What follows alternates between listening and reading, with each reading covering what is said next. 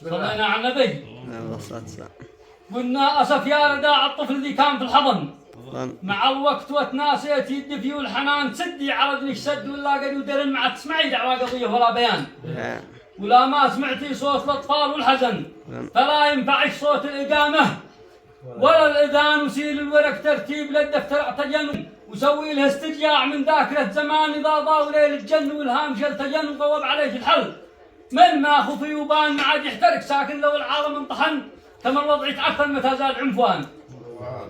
ولا كثر فتاح المشاكل ولا الفتن يجدد محن من عيشة الأمن والأمان وقاداتها كانوا الشلكن والمكن وخلوا ردعت بشخ على صهوة الحصان وسووا لها قيمة وسووا لها ثمن وبين المدن في الصالح حصلوا لها مكان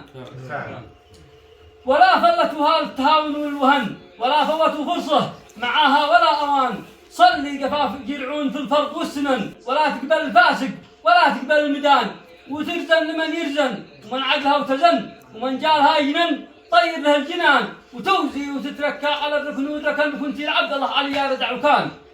نفوذات لا داخل ولا خارج اليمن لمن جاه من يسراش ولا من الإيمان ومهما الزمن خبى ومهما الزمان كان صوافح محمد عامر الكاذب ملان كفيف البصر لكن بصيره على وطن مع التلقي الفاسق على كرسيه زمان وصالح علي مشياخ بالمال والعون يعتقد على ما حد بسرة جلان ولا نتبع المعروف بعدها أذى ومن وما زال عنده خير مني في الخزان وجوفي وقبلي وأحمد يفعل كل من رفع صفحتها دائما منزله وشان مشايخ لهم تاريخ بالصوت والعلم مشايخ محن في تكرم المرء ما يهان ولا يعرفوا كلا ويمكن ولا ولن ولا تسمع لها ترى قرب وفلان ولا دوروا فيها تمتع ولا زين ولا شلوا الشينه ولا فكوا الزيان وتنبت 100% واحد اندفن نبات تسموا له زرع في قمة الغصان ولا باي يولي يا محن بحد الزمن ولا طول عمره باي يولي بشر زمان ولا مملكة حمير وتبع وذي يزن ما قبل ولا بعدها منتهي وفان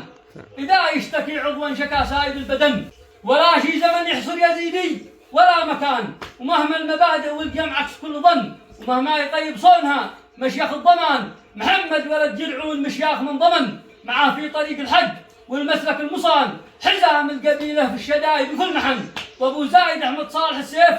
واللسان ومن قادت اهل الجوف قاداتها طمن وقادات خبزه وزوه بكل هندوان على العز لو يعصب على راس الكفن ولا يعصب الشيله على الضعف والهوان